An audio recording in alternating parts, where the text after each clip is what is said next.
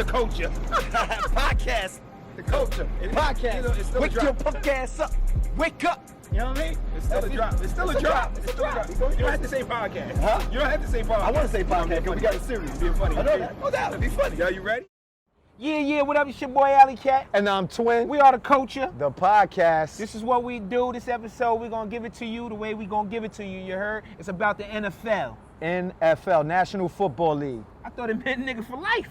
It's a plantation. That's what I'm saying. That's what I thought. That's what I thought. I was just saying. And I don't have no apology because I'm unapologetic. So let's go and let's get deep into it. The Jay-Z thing, we might be a little behind in it, talking about it. Let's go. I mean, it's still ongoing today as far as the topic. But when we look at Jay-Z, right, what do I think about, what is he doing for the NFL now that he involved with the halftime and there's rumors allegedly going around that he may get some percentage of a team. You know what I'm saying? My thoughts is it's simple. It's real quick. It's straight to the point. Have Jay-Z previously been an advocate for, his own people? To a degree, yes. I got to agree with that. Yeah. He has. Yes. I mean, and no matter how you look at it, gain or venture, to make money, that's what we all into it for. A lot of greats died broke. Yeah. Malcolm X, Martin Luther King, we speak upon it. Jay, I don't know about the him owning a team and having a sports agency. That's because that's why he had to sell his portion of the Brooklyn Nets. Definitely conflict of interest between the business. But I mean, they find a way to always have a conflict of interest. So if they let him have the team, a portion of a team, and still have a sports agency, that's crazy because they just did something to LeBron's homeboy, saying that Maverick Carter. Definitely. He didn't have a college degree, so he can't be a sports agent. The NCAA had made new stipulation and rules for agents to go out to players. We could touch that. No doubt. But we talking about Jay. Everybody has these opinions upon him. Jay has done a lot, even for his. He carries his family. He's thinking about generational wealth. And when I hear everybody talking about him, it puts you in a way where you can say, you know what, we are not perfect. Because when I think about him, look, in the Barclays, his cousin, a Muslim brother, I think his name is Hakeem. I might be wrong, but he has Buffalo Boss. Okay. It's down here, downtown Brooklyn, Dope. and it's one in the Barclays. Dope. He helped his cousin get in the Barclays. One Nice. phone call got him in there. Nice. Some people come to you and see that you're a multi-millionaire, billionaire now, and want things and think things should be given to them, and they didn't know your struggle. He had a homeboy that did 12 years, Emory Jones. Okay. And Emory Jones came home. He took care of Emory Jones. So you do got a nice track record. He got a track record. Definitely. So we all not going to do everything to what people want us to do or how we do them.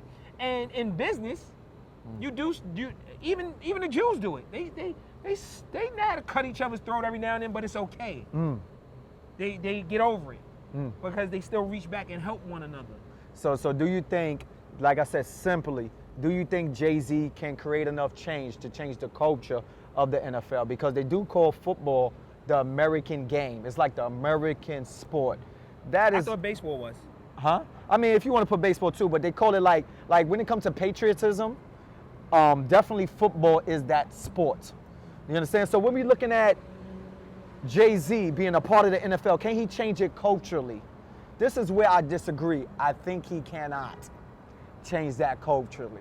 You know what I'm saying? So my whole thing is if those football players are on a plantation, which there is, we're not going to get into the quarterback versus the running back versus the wide receiver. Yeah, I mean, they said a nigga can never control a team, so I know where you're going. There you go. So let's be honest. This is the culture. We're not going to bullshit y'all, and we're not going to bullshit ourselves. They said a quarterback should never be a black man. Right. So this is why you see a lot of more white quarterbacks than they are black. They dominate that position. And the first time a black quarterback does something wrong, you notice they grill him. Cam Newton. I mean, the only teams that really had black quarterbacks back in the days was the Eagles. Right.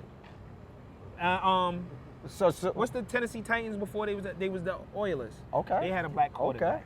Okay. I forgot his name. That's when I was big into football. I was younger. Yeah. Kid watching. So. And definitely when you look at the New Orleans, what we call them. Not to cut you off, I think his name was McNabb. McNair. There you go. It was names of McNabb. I think it's McNabb. McNabb was the Eagles. Okay. Before him, it was Randall Cunningham. There you go. So that was the Eagles. And this is just a little history of saying what's going on.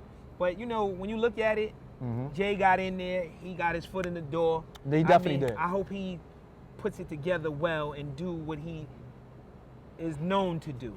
Put it this way. Jay-Z being involved with the NFL, there is going to be some change.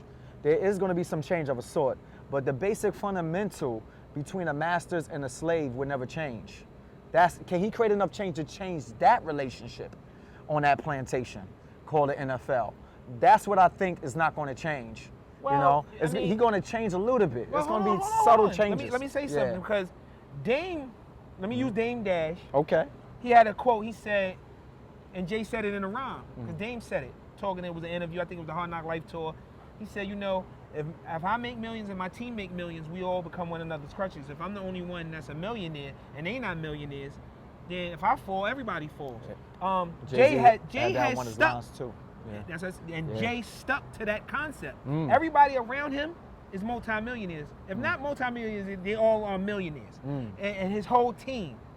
So if he's just about a dollar or whatever you want to say, or conniving or trifling, his team's still a millionaire. Now what you decide to do with your money is what you do with your money. No doubt. You know, like I said, he had a friend, Emory Jones. Came home, millions. He stayed loyal to Jay. Jay stayed loyal to him. You know, Ty grew up with him in Marcy Projects, one of his another friends. Right. Millions. Right. Even Ty little brother Vaughn might have millions or is in that category. They all rich. And I mean, rich is not being wealthy because you could lose being rich any given time. But I see everybody around him is wealthy. I mean, or trying to build wealth. Not me say they're not wealthy, but they're trying to build wealth. No, definitely. So he said it in a rhyme. Dame made millions. Biggs made millions. Beans made millions. He won't tell you because he's probably in his feelings. So everybody made what they made. Now, if sometimes you can't be happy because I didn't walk you all the way through, or I didn't hold your hand through a certain deal or whatever it is. And he relating to Dame Dash, saying lately on a podcast that, we all know that Jay ain't shit. You know Speak what I'm up, saying? speak up. So, no, we all know that Jay ain't shit. This is what Dame Dash said that's what Dame on the Dash podcast. We all know said. that Jay-Z is about the bag. So this is what he's talking about relating to that everybody, had a chance, was making millions. Now, to sustain the millions, to grow upon the millions into a billionaire, I guess he's saying that's up to you as an individual to keep working on that craft, so you could become a billionaire. I did this. Yeah. My talent did this. But do you think he could change the NFL, the culture? Well, hold on. And with even Dame saying that, Dame apologized. Oh. And then after that. Before that. I mean, he apologized a couple of times. Now he recanted his apology? Yeah. So now, the People NFL, think he's still sour. There's nothing you could change. Yeah. Unless you say, I agree. we own our own, we created it, and we own it. That's it. That's Period. it. So that means not just being an author and looking for a publisher. It's being the author, the publisher. Let me break it down and simplify it to you. Manufacturing, distribution. Definitely. Manufacturing, distribution. Right. So if we got to manufacture, we got to distribute. We can't just be the distributors. Nah, no doubt. Because the person who manufacture actually, you can't keep up with the manufacturer because he manufacture at such a pace that the people who is consuming it or buying it can't keep up with the manufacturer. But before the manufacturer, there is the grower. No doubt. I'm going by plantation terminology. No doubt. The farmer. So now you got the farmer, the manufacturer, because the farmer has to become the manufacturer. Of course, the seed. Once he planter. plants the seeds and he planter. take it out now, he has to manufacture it to ship it out. Of course. And to distribute it. Of course. So we need to be all three. At least two. No doubt. So that's what I say. How you fight this in closing is that we don't have to be a part of an organization that's run like a plantation. That's how you beat it. A lot of people think you beat it by you got to go inside that organization and change it like a Jay-Z. Some organizations ain't worth going inside. Also, they say, we should all become police officers, federal agents, CIA, and all that. Yeah. To change the narrative. Definitely. So they say you go inside the organization. That's the only how you can make change out here, which is partly true. How you make total change is not to conduct yourself or work for or be on a plantation to help bring money in for these organizations. But still staying on football, What do you think about Andrew Luck and him retiring at 29 years old due to injuries? 6'4", big guy. Well, I have a cousin. He's 6'7". He had to leave the league Right. Due to an injury, a knee injury. But they moved him around. He actually, I might be corrected. I have to call him and ask him. But I think he went to Europe, and I think they won the Europe Super Bowl. But the league has always been about politics. No doubt. And I don't even think the league has a guaranteed contract. So since you think the media lies in with the NFL, do you think there's a plot out there to definitely, down him and make him look like the bad guy now that he's quitting football? The guy's well paid, he's well covered financially, but he's tired of going through rehabs after injury after injury. So that is a hard thing. So why crush him? Because DeMarcus Cousins said the same thing in basketball. He's tired of going through injury. He messed up his ACL, his Achilles. He's tired of going through injuries. Derrick Rose said the same thing. You hear multiple athletes say the same thing. They want to retire. You say this about them. They want to retire, and you're mad at them. Yeah. But you said they made these millions. But what about the time when they was playing for free? Let's go back. NCAA. Oh yeah. When they was playing in college, they was playing for free. Of course. And you made, if not millions, you made billions off of them. And some of those athletes get injured while playing for free and never free, can make it to the NFL to the save their league, family. and they had that talent. Nah, no doubt. So what is the argument? The argument is people think health comes second when you are NFL or any type of, at the top of the line league athlete. They think health comes second. Health always comes first. You know what I'm saying? Because I can make the money, but if I die, I can't spend the money. You can't enjoy the money if you're not healthy. I mean, where you going with a torn ACL? I don't see nothing.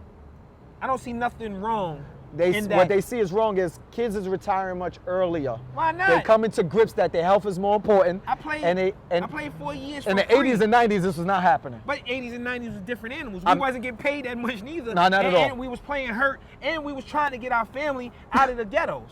I don't blame And the ghettos are concentration camps.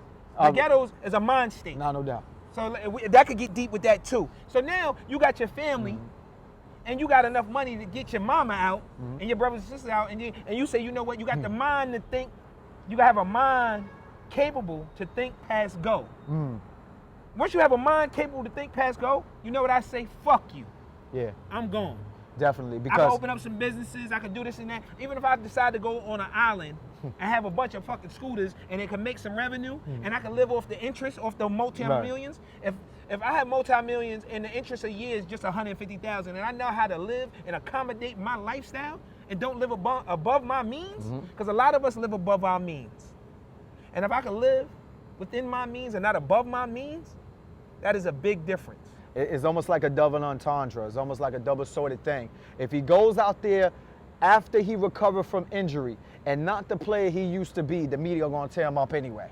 If you decide to retire before that, saying, I'm not going to be the same player, the same dynamic player, why go out there? I'm financially stable. My family is good. Why go out there and embarrass myself? Give that slot to somebody else who's healthy. Well, I don't blame him. He It's loses either way. It's a love That's what I'm saying. He loses It's like either a woman.